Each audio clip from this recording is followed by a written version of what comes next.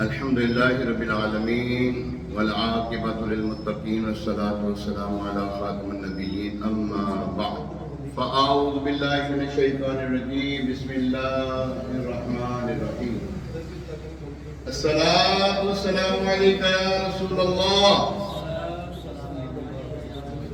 وعلى آلك وأصحابك يا حبيب الله الصلاة والسلام عليك يا نبي الله وعلى آلك وأصحابك يا نور الله نويت سنة الاعتکاف اللہ پاک کے آخری نبی مکی مدنی عربی قرشی ہاشمی مطلبی صلی اللہ تعالی علیہ وآلہ وسلم کا فرمان علی شان بے شک تمہارے نام پہچان کے ساتھ مجھ پر پیش کیے جاتے ہیں، لہذا مجھ پر احسن یعنی بہترین الفاظ میں درود پاک پڑھو۔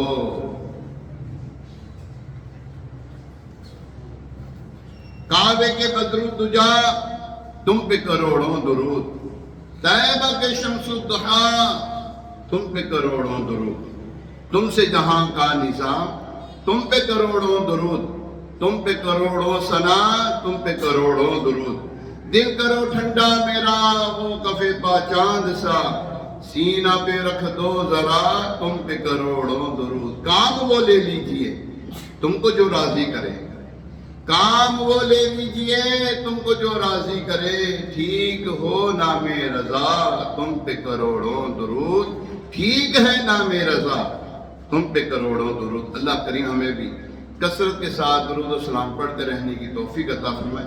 آئیے ایک مرتبہ سورہ برکت کے لیے، باعث رحمت کے لیے، حضور علیہ السلام کی ساری امت کے احسان ثواب کے لیے درود پاک پڑھ لیتے ہیں۔ الصلاۃ والسلام علیک یا رسول اللہ وعلی آلک واصحابک یا حبیب اللہ، الصلاۃ والسلام علیک یا نبی اللہ وعلی آلک واصحابک یا خاتم النبیین، صلوا علی الحبیب۔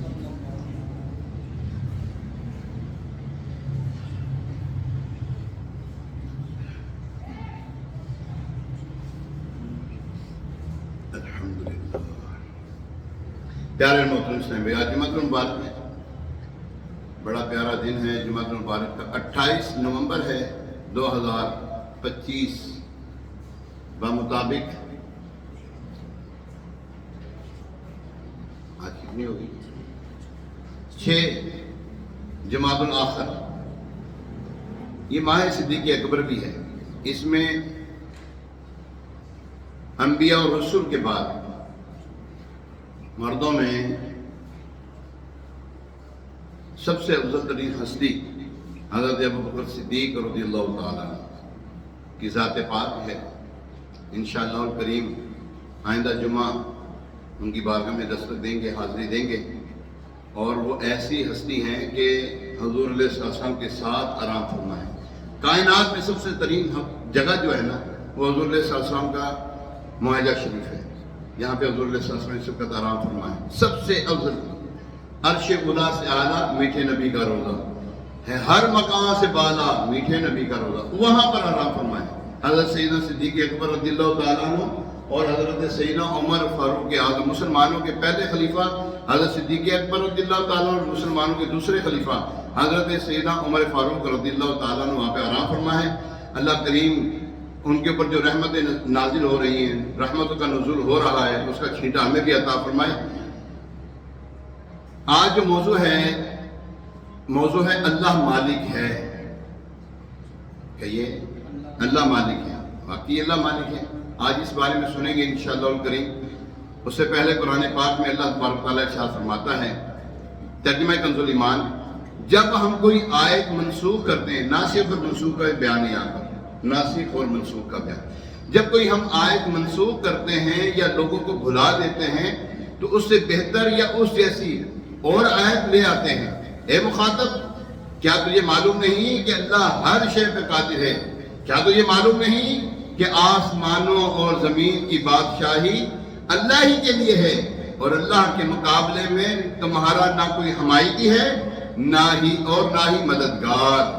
پیارے محترم صاحب، یہ پارہ ہے ایک سورہ بقرہ آیت نمبر 106 اور 107 کہ ترجمہ سننے کی سعادت حاصل کی ہے۔ ان دو آیت میں ایک اہم مسئلہ بیان ہوا ہے جسے مسئلہ نسخ کہتے ہیں۔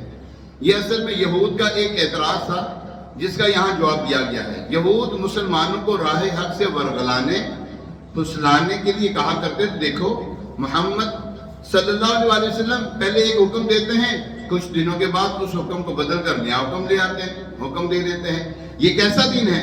اللہ پاک نے اس مقام پر یہود کے اس اعتراض کا جواب دیا ہے۔ پہلے میں مسئلہ نسخ کے مختصر وضاحت پیش کر دوں، پھر آیت مبارکہ کی وضاحت اور اس سے ملنے والے سبق بھی سیکھنے کی کوشش کریں گے انشاءاللہ کریم۔ اللہ پاک مجھے حق بیان کرنے اور حق بات ہمیں سننے کی توفیق عطا فرمائے۔ مسئلہ یہ ہے، یہ ذہن نشین رکھیے کہ نسخ ایک خالص علمی مسئلہ ہے جو درس و تدریس کے ذریعے ہی سمجھایا جا سکتا ہے، چونکہ سوشل میڈیا پر اس مسئلے کو لے کر بعض ملحدین اور بے دین قسم کے لوگ کافی واویلا مچاتے رہتے ہیں، لہذا مسئلہ نسخ کے متعلق صرف دو باتیں ذہن نشین کر لیجیے۔ پہلی وضاحت، نسخ کا معنی ہے حکم کی انتہا کا وقت بیان کرنا۔ سادہ مثال یوں سمجھیے کہ ہمارے ہاں بچہ پیدا ہوتا ہے، ایک خاص مدت تک وہ صرف اور صرف مدر فیڈ کرتا ہے، دودھ ماں کا ہی پیتا ہے، اسے کچھ اور نہیں کھلایا جاتا۔ پھر ایک وقت آتا ہے اسے ہم ٹھوس غذا بھی دینے لگتے ہیں، پھر ایک وقت آتا ہے ماں اپنا دودھ چھڑا دیتی ہے، اسے ٹھوس اور نرم غذا دی جاتی ہے، پھر ایک وقت آتا ہے اسے روٹی سالن وغیرہ کھانے کو دیے جاتے ہیں۔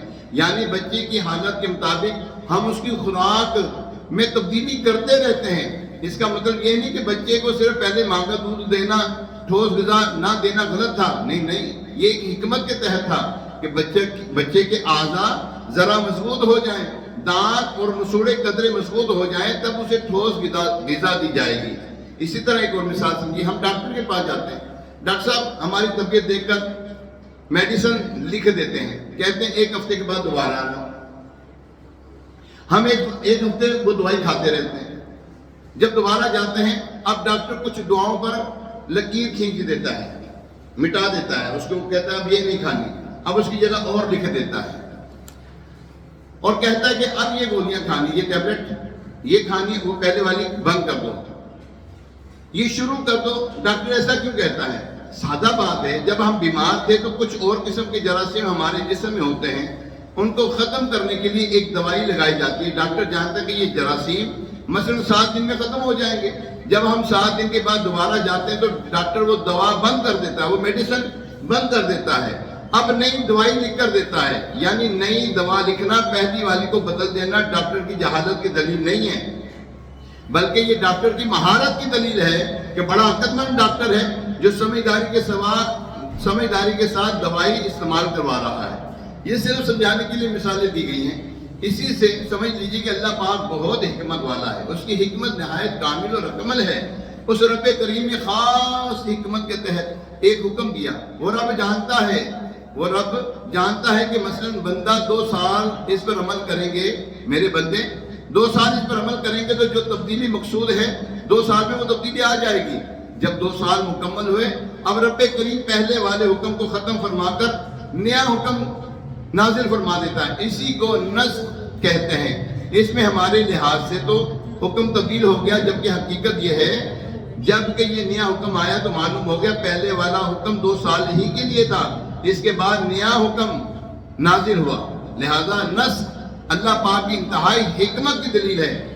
یہ میں نے آسان کرنے کے لیے نسخ کے متعلق بتانے کی کوشش کی ہے، پھر بھی کچھ نہ سمجھ آیا ہو تو علماء کرام سے مل کر اس مسئلے کو درست طریقے سے سمجھنے کی کوشش کر لیجئے۔ دوسری وضاحت، جو بندہ درس و تدریس سے وابستہ ہو، دین کی تبلیغ کرنے والا ہو، بالخصوص قرآن کا درس دیتا ہو، اس کے لیے ضروری ہے کہ وہ مسئلہ نسخ کو اچھے سے سمجھتا ہو۔ کون سی آیت پہلے نازل ہوئی، کون سی بات میں نازل ہوئی، کس حکم کو منسوخ کر دیا گیا، کون سا حکم اب باقی ہے، یہ سب تفصیلات معلوم ہونی چاہیے۔ روایات میں ہے کہ مسلمانوں کے 4تھے خلیفہ مولا علی شیر خدا کرم اللہ تعالیٰ وجہ کریم مسجد میں تشریف لائے، ایک شخص کو دیکھا وہ بیان کر رہا تھا، آپ اس کے پاس تشریف لے گئے، فرمایا کیا تم قرآن کے ناسخ اور منسوخ کو جانتے ہو؟ عرض کی جی نہیں۔ یہ سن کر آپ یعنی مولا علی شیر خدا کرم اللہ تعالیٰ وجہ کریم نے اسے مسجد سے نکال دیا اور فرمایا ہلکتا وَأَهْلَكْتَ یعنی تو خود بھی ہلاک ہوا اور دوسروں کو بھی ہلاکت میں ڈال رہا ہے۔ معلوم ہوا ناسخ و منسوخ کا علم سیکھے بغیر جو لوگ سوشل میڈیا اور ٹی وی چینلز پہ بیٹھ جاتے ہیں، قرآن کریم کی منمانی تفسیریں کرنے لگتے ہیں، یہ خود بھی ہلاک ہوتے ہیں، دوسروں کو بھی ہلاکت میں ڈالتے ہیں۔ ہمیں چاہیے کہ دین کی باتیں معتبر، ماہر، باقاعدہ سند یافتہ علماء کرام سے ہی سیکھا کریں۔ ہر اہرے غیرے نتو غیرے سے دین سیکھنے بیٹھیں گے تو کہیں گمراہی کی گھڑی میں نہ جا گریں۔ اللہ پاک ہمیں ہر جاہل کی جہالت سے محفوظ فرمائے۔ یاد رکھیں اللہ تبارک تعالیٰ نے قرآن کو سمجھانے کے لیے ہم تک جو پہنچایا، علماء کرام ہمارے لیے مرہون منت ہیں۔ ہم علماء کرام کو چھوڑ کر دین نہیں سیکھ سکتے۔ جی ہاں، کن کو چھوڑ کر دین نہیں سیکھ سکتے؟ علماء کرام کو۔ ہم علماء کرام کو، آج ہمارا المیہ یہ کہ ہم عالم کو چھوڑ کر جو ہے وہ انجینئر کے پیچھے چلے جاتے ہیں، ہم عالم کو چھوڑ کر ڈاکٹروں کے پیچھے چلے جاتے ہیں۔ بھائی ڈاکٹر کا کام ہے ڈاکٹری کرنا، انجینئر کا کام ہے بھائی وہ کیا نام ہے، وہ واش روم بنائے۔ ہاں وہ واش روم بنائے نا، انجینئر کا کیا کام ہے کہ وہ دین سکھائے؟ نہ نہ نہ نہ، آپ دیکھیں سیکھنے والے وہ سے بڑے جاہل ہیں۔ تو پتہ ہونا چاہیے ہم نے سبزی لینے جانا ہے تو ہم میڈیکل اسٹور کے پاس نہیں جائیں گے، میڈیکل اسٹور پہ جا کے سبزی تھوڑی ملتی، ٹھیک ہے نا؟ اسی طرح ہم نے دین سیکھنا ہے علماء حق کا اہل سنت کے پاس جائیں گے، ہر ایک مولوی کے پاس بھی نہیں۔ جی ہاں، جنہیں لائی گلی ہوتے نہ ٹوڑ چلی نہ، یہ اصول نہیں اپنانا ہم نے۔ کس سے دین سیکھنا ہے؟ علماء حق کا اہل سنت جو مسلک کے اعلیٰ حضرت کے علماء کرام ہیں، ہم نے صرف انہی سے دین سیکھنا ہے۔ اب دیکھیں قرآن پاک میں ایک آیت مبارکہ ہے وہ منسوخ ہو گئی۔ وہ کیا ہے؟ جب تم میرے محبوب علیہ السلام کی خدمت میں حاضر ہو تو کچھ نذرانہ پیش کر دیا کرو۔ یہ نا اس وقت کے جب یہ نازل ہوئی تھی آیت مبارکہ تو یہ جو ہوتے ہیں نا امیر لوگ، وہ بھاگے آ جاتے تھے سرکار علیہ السلام کے پاس۔ اب غریب جو تھے لوگ، اب وہ کہتے ہیں یا رسول اللہ صلی اللہ علیہ وسلم ہمیں تو موقع ہی نہیں ملتا۔ اب اللہ تبارک تعالیٰ نے فرمایا جب تم میرے محبوب کی بارگاہ میں حاضر ہو تو کچھ نذرانہ پیش کیا کرو۔ اچھا، اس کے اوپر اس آیت مبارکہ کے اوپر صرف ایک صحابی ہیں جنہوں نے عمل کیا۔ اس آیت مبارکہ پر عمل کرنے والے فقط ایک صحابی ہیں۔ وہ کون ہیں؟ مسلمانوں کے چوتھے خلیفہ مولا علی شیر خدا کرم اللہ تعالیٰ وجہ کریم ہے۔ ان کے علاوہ کوئی ایسا صحابی نہیں جو اس آیت مبارکہ پر عمل پیرا ہوا ہو، چونکہ جب یہ آیت نازل ہوئی یہ کچھ دیر کے لیے نازل ہوئی تھی، پھر اللہ تبارک تعالیٰ نے اس آیت مبارکہ کو منسوخ فرما دیا۔ ٹھیک ہے، ایک آیت مبارکہ ہے جب میرے محبوب علیہ السلام کی بارگاہ میں کچھ بات کرنے لگو نا، قالوا انظرنا، پہلے ہوتا ہے قالوا راعینا، یا رسول اللہ صلی اللہ علیہ وسلم ہماری رعایت فرمائیں۔ اب یہودی جو تھے نا راعینا کو جو ہے نا راعینا کہتے تھے، اس کا مطلب تھا ہمارا چرواہا۔ اب وہ جو صحابہ کرام تھے جو یہودیوں کی بولی کو جانتے تھے، وہ حضور صلی اللہ علیہ وسلم کی بارگاہ میں پہلے وہ یہودیوں کو بولتے تھے ایسا کیوں بولتے ہو؟ کہنے لگے تم بھی تو کہتے ہو۔ اب اللہ تبارک تعالیٰ نے اس آیت مبارکہ کو منسوخ کر دیا۔ اب اس آیت مبارکہ کو منسوخ کر کے کیا فرمایا؟ قالوا راعینا کی جگہ کیا کہتے ہیں؟ قالوا انظرنا، یا رسول اللہ صلی اللہ علیہ وسلم ہمارے حال زار پر نظر فرمائیں، ہمارے حال زار پر نظر فرمائیں۔ کچھ یہ میں نے ایک تو آپ کو آیت مبارکہ پیش کی ہیں جو یعنی کہ ناسخ ہو چکی ہیں، منسوخ ہو چکی ہیں۔ تو پیارے محترم صاحب، اللہ تبارک تعالیٰ فرماتا ہے ناسخ اور منسوخ کے حوالے سے، پارہ 1 سورہ بقرہ آیت نمبر 106، یہاں پر ہے نا قرآن پاک کو ہے نا لے کر کے لوگ ہے نا وبیلا مچاتے ہیں، کیونکہ ان کے پاس علم تو ہوتا نہیں۔ اب قرآن کی ایک آیت لے لی، اب اس کو ڈنڈورا پیٹتے رہتے ہیں، اب اس کا سیاق و سباق کیا ہے کوئی پتہ نہیں، شان نزول کیا ہے کوئی پتہ نہیں، بس اس کے پیچھے لگ جاتے ہیں۔ مثال کے طور پہ کہتے ہیں کہ جناب یہ جو کیا نام ہے، یہ جو بت ہے نا، بتوں کے بارے میں یہ آیت نازل ہوئی، کہنے لگے جن کو تم پکارتے ہو۔ قرآن کی آیت مبارکہ ہے کس مقصد کے لیے وہ نہیں بتاتے۔ جن کو تم پکارتے ہو یہ تو اپنے پر سے مکھی بھی نہیں اڑا سکتے، اپنے پر سے جن کو تم پکارتے ہو یہ تو اپنے پر سے مکھی بھی نہیں اڑا سکتے۔ یہ کن کے لیے تھا؟ بتوں کے اوپر۔ کن کے اوپر؟ بتوں کے اوپر نازل ہوئی آیت مبارکہ۔ آج جو ہے نا ایسے بدبخت بے دین لوگ ہیں، اسی قرآن کی آیت کو لے کر کے کہتے ہیں یہ جو اولیاء کرام ہیں یہ جناب ان کو تم پکارتے ہو، یہ تو مکھی نہیں اڑا سکتے.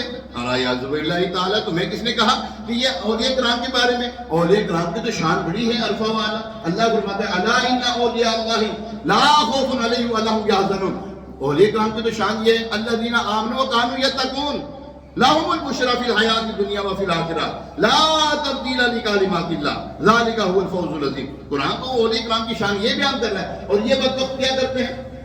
یہ اولیاء کرام پر وہ آیتیں چسپاں کرتے ہیں، لگاتے ہیں جو بتوں کے اوپر، جو بتوں کی مذمت میں نازل ہوئی. بتوں کی مذمت میں جو قرآن کی آیتیں نازل ہوئی وہ اولیاء کرام پہ چسپاں کرتے ہیں. اب کہتے ہیں جناب یہ تقلید کرنے کی کیا ضرورت ہے؟ تقلید. ہمارے پاس کل یہاں پر ایک صاحب آ گئے، وہ کہنے لگے جناب تقلید کرنے کی ضرورت ہی کیا ہے؟ اب ہمیں قرآن، یہ جو ہمیں مسئلے نا حدیث سے سمجھائیں. اب سمجھانے کی بات کیا ہے؟ سمجھنے کی بات یہ ہے، امام بخاری رحمۃ اللہ تعالیٰ علیہ سے پہلے 4 ائمہ کرام گزرے ہیں.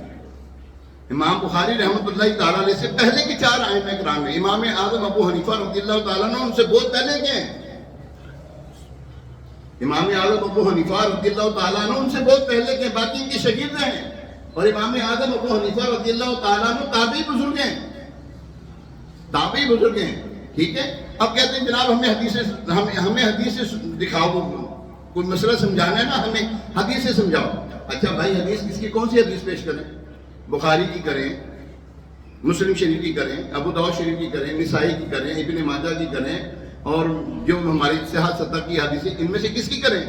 جی بخاری ہمیں دکھائیں. اچھا بخاری کن کے مقلد ہیں؟ یہ بھی مقلد ہیں مولانا، یہ بھی مقلد ہیں. یہ تو بغیر تقلید کے ہیں ہی نہیں، یہ شافعی مذہب رکھتے ہیں. امام بخاری رحمۃ اللہ تعالیٰ نے جتنی احادیث اکٹھی کی ہیں شعاف مذہب کے مطابق کی ہیں. سمجھ لگ رہی ہے آپ کو بات کی؟ ہمیں جو ہے نا یہاں پر لوگوں کو نا دھوکہ دیا جاتا ہے، جناب ہمیں حدیث بتائیں، ہمیں کوئی بزرگوں کا قول نہ بتائیں. استغفر اللہ. اور جنہوں نے دین اسلام ہم تک پہنچایا ہم ان کو چھوڑ دیں؟ حدیث تو کس طرح کہہ سکتا ہے یہ حدیث ہے؟ حدیث کا متن کیسے تو ثابت کر سکتا ہے؟ اور حدیث کے متن کو پڑھ بھی کیسے سکتا ہے تو؟ حدیث پڑھنا کوئی آسان بات ہے مولانا؟ آسان کام تھوڑی ہے. حدیث کو سمجھنے کے لیے ہمیں بزرگان دین کا سہارا لینا ہی پڑے گا. آج جو ہے نا سوشل میڈیا پہ بیٹھ کے ایسے جو ہے نا بے تکے لوگ جو ہے نا، میں کیا بات بتاؤں آپ کو، ایسے بے تکے لوگ ہیں، ایسی بے پردی ہانکتے ہیں، آج نظر بھی نہیں آ رہے وہ لوگ. دین میں انتشار ڈالا، دین میں انتشار ڈالا، آج نظر بھی نہیں آ رہے. ٹھیک ہے. یہ لوگ ایسے ہیں جو دین میں فتنہ ڈالتے ہیں. یہ شروع سے ہوتا رہا ہے. یہود و نصارہ کی شروع سے یہ سازش ہے کہ انہوں نے، یہود و نصارہ کیا کرتے تھے، اب مسلمانوں جیسا گیٹ اپ ایک یہودی کو دیتے، اس کو عربی سکھاتے، اس کو قرآن سکھاتے، اس کو حافظ قرآن بناتے. جی ہاں، قرآن حافظ بناتے، حدیثوں کو اس کو علم دیتے. جب وہ سیکھ لیتا اب یہ کہتے کہ جا کے تم نے فتنہ ڈالنا ہے. ہاں، یہ پورا ان کا ایک مشن ہے. انہوں نے ایسی بیسمنٹیں بنائیں گی جہاں پر یہ لوگ رہتے ہیں، مائنڈ واش کیا جاتا ہے، برین واش ہو جاتا ہے. پھر یہ لوگ آ کر، ابن سبا جو تھا اس نے یہی تو کیا تھا، وہ عربی بولتا تھا. وہ حضرت مولا علی شیر خدا کرم اللہ تعالیٰ وجل کریم کو کہا کرتا تھا کہ اے علی تم خدا ہو. یہی پہلا بدبخت تھا جس نے حضرت مولا علی شیر خدا کرم اللہ تعالیٰ وجل کریم کو خدا کہا تھا. مولا علی شیر خدا کرم اللہ تعالیٰ وجل کریم نے ان خارجیوں کو نا تقریباً 2000 کے قریب جو نے ان خارجیوں کو آگ لگا دی. پہلے ان کو منع کیا، سختی کی، نہیں باز آئے، ان کو آگ لگا دی. پھر ابن سبا کرنے لگا مولا علی ہم نے کیا کہا کرتے تھے کہ تم ہی خدا ہو، کہ آگ کا عذاب دینا تو اللہ کا کام ہے. تعبیر دیکھو کیسی دے رہا ہے. آگ کا عذاب دینا کس کا کام ہے؟ کسی بندے کا کام. کوئی بندہ کسی کو آگ کا عذاب نہیں دے سکتا. یاد رکھیں، یہ کبیرہ گناہوں میں سے گناہ ہے کہ کوئی بندہ کسی کو آگ کا عذاب دے. یہاں پر یہ ہوتا ہے وہ استریاں لگاتے ہیں، ماچس کی تیلیاں لگاتے ہیں، کیا کوئی ایسے معاملات کرتے ہیں، نہیں کرنا چاہیے.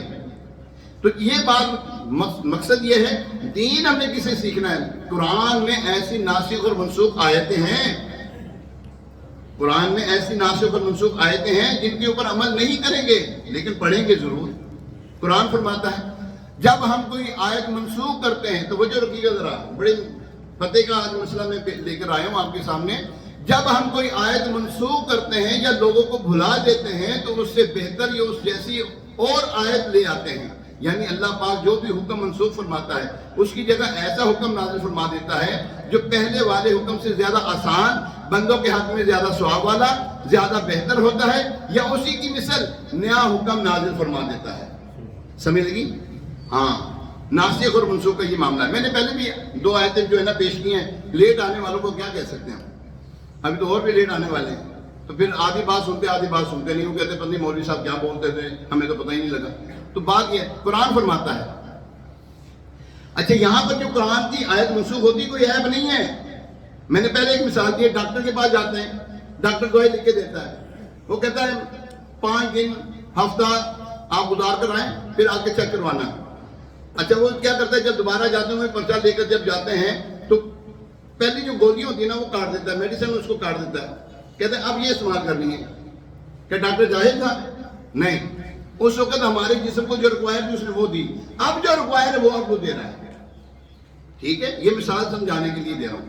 اللہ تبارک تعالیٰ فرماتا ہے علم تعلم ان اللہ علی کل شیء قدیر. اے مخاطب، کیا تجھے معلوم نہیں کہ اللہ ہر شے پہ قادر ہے؟ یعنی حکم کا بدلنا، اس کائنات کا نظام حکمت سے چلانا اس لیے ہے کیونکہ اللہ پاک ہر چیز پر قدرت رکھتا ہے.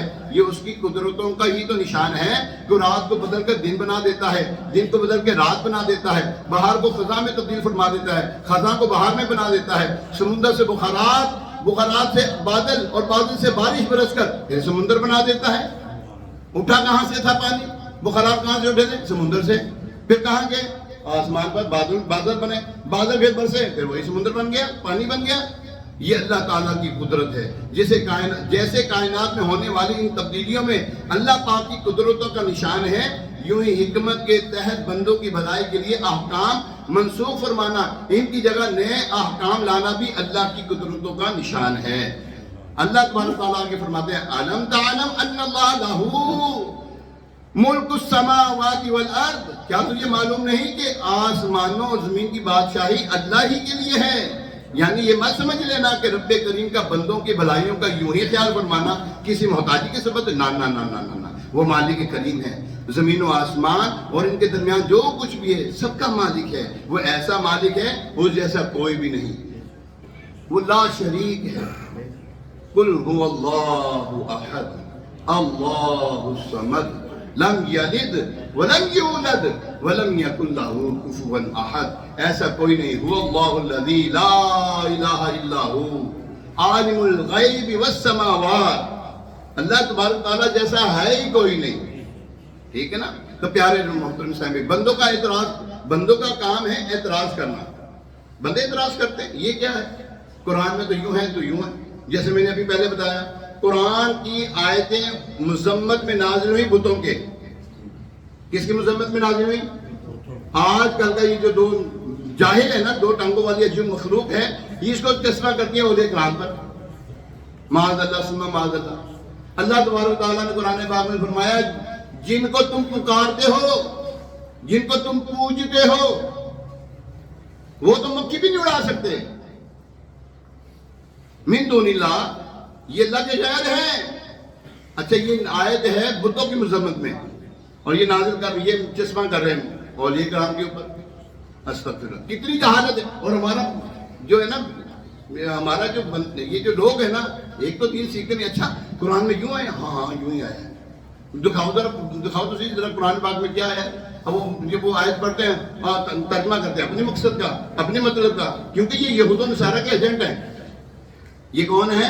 یہ یہود و نصارہ کے ایجنٹ ہیں. ان کو دین اسلام سے کوئی سروکار نہیں. اور جس جاہل کو پتہ نہیں قرآن کا ناسخ کیا منسوخ کیا، قرآن کی جو آیت مبارکہ نازل ہوئی اس کا شان نزول ہے کیا، سیاق و سباق ہے کیا، تو ایسے ہی میں اپنے اٹکل پچکل کر رہا ہے. یاد رکھیں اپنی طرف سے تفسیر بالرائے، یعنی کہ تفسیر بالرائے حرام. عالم کے علاوہ وہ عالم جو مستند عالم ہے وہ تفسیر کر سکتا ہے جس کو تفسیر کے احکام بھی پتہ ہو، اس کو ناسخ و منسوخ کا معلوم ہو، اس کو پتہ ہو کہ کون سی آیت ناسخ ہے کون سی منسوخ ہے. کس کے اوپر عمل کرنا ہے، کس پر عمل نہیں کرنا. ٹھیک ہے نا. تو یہاں پر اللہ تبارک و تعالیٰ نے ہمیں نسخ نون سین جزم کے ساتھ اور خا نسخ فرمایا، اس کے اوپر عمل کرنا ہے، اعتراض نہیں کرنا. آگے قرآن پاک میں فرماتے ہیں اللہ کے مقابلے میں تمہارا کوئی نہ حمایتی ہے نہ ہی مددگار. یعنی اللہ پاک کے مقابلے میں نہ کوئی تمہارا مددگار ہے نہ ہی کوئی دوست ہے، لہذا اسی کے احکام پر مضبوطی سے عمل کرو. تمہارا اور کوئی، یعنی کہ ہمارا چارہ کوئی نہیں ہے، اللہ کے علاوہ کوئی ہے ہمارا؟ اللہ اور رسول کو چھوڑ کے ہم کہاں جا سکتے ہیں؟ کہیں بھی نہیں، ٹھکانہ ہی کوئی نہیں. ٹھیک ہے نا، ٹھکانہ ہی کوئی نہیں ہے، اس کے بغیر چارہ ہی کوئی نہیں ہے. ہم نے قرآن کو سمجھنا ہے جس طرح قرآن نازل ہوا ہے. یاد رکھے، پھر میں کہوں گا، دین سیکھنا ہے تو علماء حق کا، اہل سنت سے. علماء سو بھی لگے پھر رہے نا، علماء سو بھی ہیں، برے علماء بھی تو ہیں نا، ہم نے ان کے پاس نہیں جانا. علماء حق کا، اہل سنت، مسلک کے اعلیٰ حضرت والے، میں بار بار کہہ رہا ہوں، اس بات کو دہراتا ہوں، مسلک کے اعلیٰ حضرت والے وہ بھی وہ جو اللہ اور اس کے رسول کو، صحابہ کرام کو، اہل بیت اطہار کو اور اولیاء کرام کو ماننے والے، تو ایسے کو ماننا ہے. وہ کوئی عالم کوئی ایسا بھی ہو نا جیسے مسلک کے اعلیٰ حضرت کو ماننے والا ہو. مثال دے رہا ہوں، میری نظر میں ایسا ہے تو کوئی نہیں. اگر کوئی کہتا ہے میں جناب مسلک کے اعلیٰ حضرت کا میں الحمدللہ پیروکار ہوں، ٹھیکیدار ہوں، لیکن میں حضرت امیر معاویہ کو نہیں مانتا. میں بولو صحیح، یہاں پہ کچھ چڑ تو نہیں کھاتا حضرت امیر معاویہ سے اٹھ کے چلا جائے یہاں سے. ہاں، امیر معاویہ رضی اللہ تعالیٰ عنہ حضور علیہ السلام کے بچوں کے ماموں ہیں. حضرت امیر معاویہ رضی اللہ تعالیٰ عنہ کی ہمشیرہ حضور علیہ السلام کی زوجہ ہیں ام حبیبہ رضی اللہ تعالیٰ عنہ. تو ان کی رشتہ داری تو ایسی ہی مضبوط. تو انہوں کی رشتہ داری ونڈ بانٹ لگے ہو، ایسے تو نہیں ماننا ہم نے. اچھا کوئی کہتا ہے جناب میں سارے اولیاء کرام کو مانتا ہوں، میں داتا حضور کو نہیں مانتا، میں نہیں چاہتا. استغفر اللہ. کھوٹ ہے اس کے اندر، اپنا علاج کرائے. یا ایھا الذین آمنو، اے وہ لوگوں جو ایمان لائے، ادخلوا فی السلم کافہ، اسلام میں پورے داخل ہو جاؤ. یہ نہیں کہ میں اس کو مانتا ہوں، اس کو نہیں مانتا، اس کو مانتا ہوں، اس کو نہیں مانتا. یہ کیا ہے؟ اپنی من مانی نہ. اللہ اور اس کو قرآن فرما رہا ہے اللہ کے مقابلے میں تمہارا کوئی حمایتی نہیں ہے، نہ کوئی حمایتی ہے اور نہ ہی مددگار. اللہ تبارک تعالیٰ آگے فرماتا ہے الم تعلم ان اللہ لہ ملک السماوات والارض، کیا تجھے معلوم نہیں کہ آسمانوں اور زمین کی بادشاہی اللہ ہی کے لیے ہے؟ میرا بھی مالک وہی عظیم اور حکیم رب ہے، آپ کا بھی مالک وہی ہے. یہ جس نے کائنات بنائی ہے، یہ جس نے ہمیں یہ پیاری پیاری صورتیں عطا کی ہیں، ہمیں پیارے پیارے آقا علیہ السلام عطا کیے ہیں. ان کا دامن کرم ہمارے ہاتھوں میں ہے، ان کو ماننے والے ہیں، ان کی نعتیں پڑھنے والے ہیں، ان کے گن گانے والے ہیں، صحابہ کرام کا چرچا کرنے والے ہیں. ہر صحابی نبی جنتی جنتی، گج کے بولو نا، ہر صحابی نبی جنتی جنتی، ہر صحابی نبی جنتی جنتی، سب صحابیات بھی جنتی جنتی. اور اہل بیت اطہار ہمارے آنکھوں کی تار، ہمارے سروں کے تاج ہیں. اہل سنت کا ہے بیڑا پار اصحاب حضور. اعلیٰ حضرت فرماتے ہیں نا، اہل سنت کا ہے بیڑا پار اصحاب حضور، نجم ہے اور ناؤ ہے عطرت رسول اللہ کی صلی اللہ علیہ وسلم. کشتی ہے اہل بیت اطہار، اور ستارے کون ہیں؟ صحابہ کرام.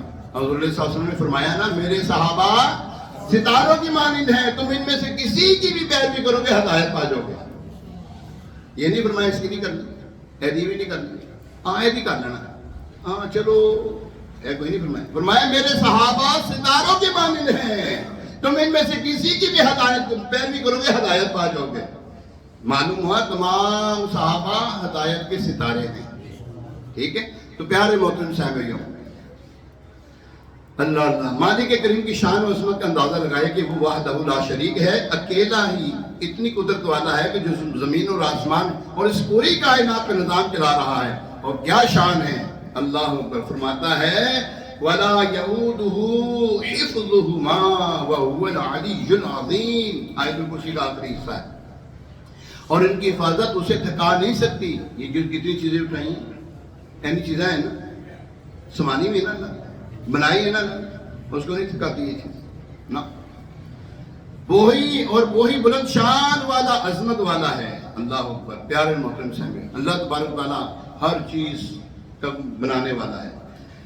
علامہ قرطبی علیہ رحمہ نے تفسیر قرطبی میں ایک روایت ذکر کی ہے. لکھتے ہیں ایک فرشتہ ہے جس کا نام ہے حزقائیل. ہاں حزقائیل. اس کے 18,000 پر ہے. کتنے پر ہیں؟ 18,000 پر. اور ہر پر کی لمبائی چوڑائی 500 سال کی راہ ہے.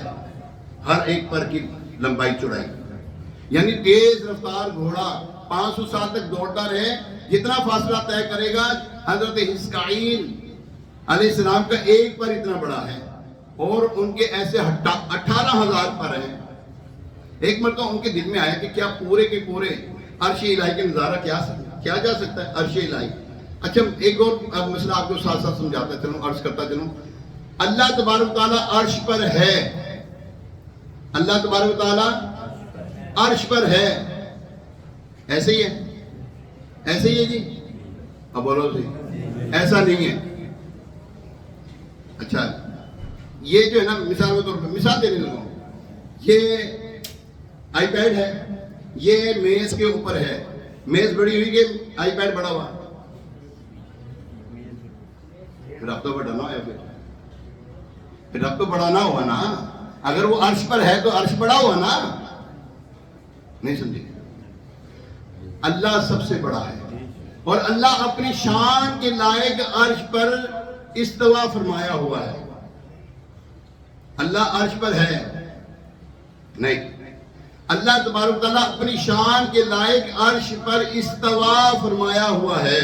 یہ الفاظ بولنا ہے. کیا بولنا ہے؟ اللہ اپنی شان کے لائق عرش پر استوا فرمایا ہوا ہے, جیسے اس کی شان کے لائق ہے. میں نے پچھلے جمعے ایک حدیث مبارکہ بیان کی. اللہ تبارک تعالیٰ بروز معاشر 70,000 لوگوں کو بلا حساب کتاب داخلہ جنت کرے گا. حضور صلی اللہ علیہ وسلم فرماتے ہیں ہر ایک کے ساتھ 70,000, ہر 70,000 کے ساتھ 70,000 ہوگا. پھر فرمایا حضور صلی اللہ علیہ وسلم نے کہ اللہ تبارک تعالیٰ اپنی بک, پنجابی کے بک مٹھی, اپنی مٹھی کے مطابق جیسی کہ اس کی شان کے لائق 3 مٹھیاں ڈال کر جہاں یعنی کہ جنت میں داخل فرمائے گا.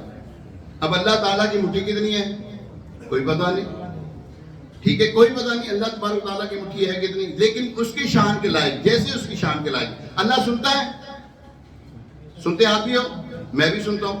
اللہ دیکھتا ہے, دیکھتے آپ بھی ہو, میں بھی دیکھتا ہوں. لیکن اللہ کے سننے میں, اللہ کے دیکھنے میں, اللہ کے فرمانے میں تیرے اور میرے زمین آسمان کا, ہزاروں زمین آسمان کا فرق ہے. مماثل ہی نہیں بنتا, تمثیل ہی کوئی نہیں ہے اس کی. تو یاد رکھیں, انہوں نے دن میں, ہمارے بھی ذہن میں آتا ہے کہ یار دیکھیں اللہ تعالیٰ کی یہ زمین کتنی بڑی ہے. دیکھتے ہیں جس کے پاس پیسہ ہوتا ہے وہ شروع ہو جاتا ہے ایک ملک سے دوسرے ملک, دوسرے ملک سے تیسرے ملک, تیسرے ملک سے چوتھے ملک, پھرتا رہتا ہے کرے کیا کہ میں اللہ تعالیٰ کی شان دیکھوں. پیسہ ہے نا تو بندہ ذہن ہی چاہے تو پتہ نہیں کہ کچھ کر لیتا ہے. ان کے بھی ذہن میں ہے کہ یار میں اللہ تبارک تعالیٰ کا جو عرش ہے نا اس کا نظارہ تو کروں, کتنا بڑا ہے. اللہ اکبر. جب ان کے دل میں یہ شوق اٹھا تو اللہ پاک نے ان کے پر ڈبل کر دی, 18 کی جگہ 36,000 ہو گئے. اور فرمایا ایوہل ملکو انطر, اے حزقائیل اڑنا شروع کرو اور عرش اعظم کا چکر لگا کے تو دیکھو. چنانچہ حضرت حزقائیل علیہ السلام نے اڑنا شروع کیا. روایت میں آتا ہے آپ 20,000 سال اڑتے رہے. کتنے سال؟ بوچی بولو ذرا. 20,000 سال اڑتے رہے. اور ان کا اڑنا یہاں کے گھوڑوں کی طرح چلنا دوڑنا نہیں ہے, فرشتے کی رفتار ہے وہ. اللہ اکبر. ہوائی جہاز کی پرواز نہیں ہے, بلکہ 36,000 نورانی پروں کے ذریعے پرواز کر رہے ہیں. 20,000 سال مسلسل پرواز کرتے رہے, مگر قربان جائیے ان 20,000 سالوں کی مسلسل پرواز سے بھی عرش الہی کا مکمل چکر نہ لگا سکے. عرش الہی اتنا بڑا ہے. حضرت جبریل علیہ السلام کا ایک پر مشرق سے مغرب تک, یہ مشرق ہے, پورا مشرق گھیرے میں آ جاتا ہے. دوسرا پر کھولے نا تو مغرب گھیرے میں آ جاتا ہے. تو حضرت جبریل امین علیہ السلام کے پروں کے یہ شان ہے. اللہ اکبر. اب اللہ پاک نے ان کے ڈبل 72,000 پر کر دیے. پھر اڑنے کا حکم فرمایا. آپ کی بات 30,000 سال اڑے, 30,000 سال پرواز کرتے رہے, مگر 50,000 سال اتنے کثیر پروں کے ساتھ اڑتے رہے, پھر بھی عرش الہی کا مکمل نظارہ نہ کر پائے. اب اللہ تعالیٰ نے فرمایا اے اسرائیل, اگر تم قیامت تک اڑتے رہو پھر بھی میرے عرش کا مکمل چکر نہیں لگا سکو گے. جب حضرت اسرائیل علیہ السلام نے یہ بات سنی تو ادب سے کہا سبحان ربی الاعلیٰ. اچھا سبحان ربی الاعلیٰ جب ہم بولتے ہم رکوع میں ہوتے ہیں کہ سجدے میں ہوتے ہیں؟ اب بولو سے, یہ انتہا ہے انسان کی, انسان کی تذلیل ہونے کی انتہا ہے کہ وہ سجدے میں پڑ جائے. لیکن جب سجدے میں پڑتا ہے نا کہتا ہے یا اللہ میں نے کہا سبحان ربی الاعلیٰ, میں نے جب تیرا نام لیا تو تو نے مجھے بلندی عطا فرما دی. بندہ سجدے میں گرتا, فرمایا یہ نماز کا سب سے اعظم حصہ ہے, اعظم جز ہے سجدے میں جب بندہ ہوتا ہے. جب بندہ سجدے میں ہوتا ہے تو اللہ تبارک و تعالیٰ کی انوار و تجلیات کا نزول ہوتا ہے. آپ دیکھیں نا بڑے بڑے بادشاہوں کو سجدے کیے جاتے ہیں, یہ کیا اپنی نفی کر دی جاتی ہے. کیا کی جاتی ہے؟ اپنی نفی کر دی جاتی ہے. میں کچھ نہیں, تو ہی سب کچھ ہے, میں نے اپنا سب تجھے دے دیا, میں نے سر ہی جھکا دیا تیرے آگے. تو پیارے محترم صاحب اللہ تعالیٰ کی شان بہت بڑی ہے. کیسے آقاؤں کا بندہ ہوں رضا, بول بالے میری سرکاروں کے. اللہ تبارک تعالیٰ اتنی شان والا ہے, اتنی شان والا ہے, خدا کی قسم آپ اسے ساری جنتیں لے لینا. کتنی جنتیں ٹوٹل؟ بات ختم ہو گئی, ٹائم ختم ہو گیا میرا. کتنی جنتیں ٹوٹل؟ 8 جنتیں ہیں نا, آپ ساری لے لو. اللہ پھر بھی آپ کو ساری جنتیں دے دیں. ہر ایک مانگے, ہر بندہ مانگے, اللہ ہر ایک کو دے گا. اس کی رحمت میں, اس کی جنتوں میں کمی کوئی نہیں ہے. اللہ کریم ہمیں اس کی عبادت خوب ڈٹ کے جم کے کرنے کی توفیق عطا فرمائے. خوب احترام کے ساتھ, بڑے اہتمام کے ساتھ, احترام کے ساتھ بھی, اہتمام کے ساتھ بھی. یہ پھٹے پرانے کپڑے پہنتے ہیں, سب کچھ ہونے کے باوجود اپنے آپ نکل پا کے نماز پڑھنے, لمبی شارٹ وہ لانگ ہوتی ہے نا نکل, وہ پہن کے پڑھ رہے ہوتے ہیں, شرٹ پہن کے پڑھ رہے ہوتے ہیں, نماز نہیں آتی, مزہ نہیں آتا. آپ ایسے کپڑے پہن کے آپ کسی شادی میں نہیں جاتے, اللہ کی بارگاہ میں کھڑے ہو, خیال کرو یار, اللہ کی بارگاہ میں کھڑے ہو بڑے صاف ستھرے انداز سے, جرابی بھی پہنی ہو نا, مزہ آتا ہے یار. سر پہ امامہ شریف پہنا ہو تو اللہ کی بارگاہ میں کھڑے تو مزہ آتا ہے. اللہ کریم ہمیں وہ عبادت جو اس کو پسند آ جائے وہ کرنے کی توفیق عطا فرمائے. آمین بجاہ نبی الامین علیہ الصلوۃ والتسلیم. ہفتے والے مدنی مذاکرات ہے, ضرور دیکھا کریں. کل ہفتہ ہے, امیر لسنوں کے تجربات کی روشنی میں بڑی پیاری سوال و جواب ہوتے ہیں. آپ ضرور مدنی مذاکرہ دیکھا کریں, فائدہ ہوگا انشاءاللہ. مزہ نہ آئے پہ ہے واپس. ابھی اذان ہوگی, اس اذان کا جواب ہے, دوسری اذان کا جواب نہیں ہوتا.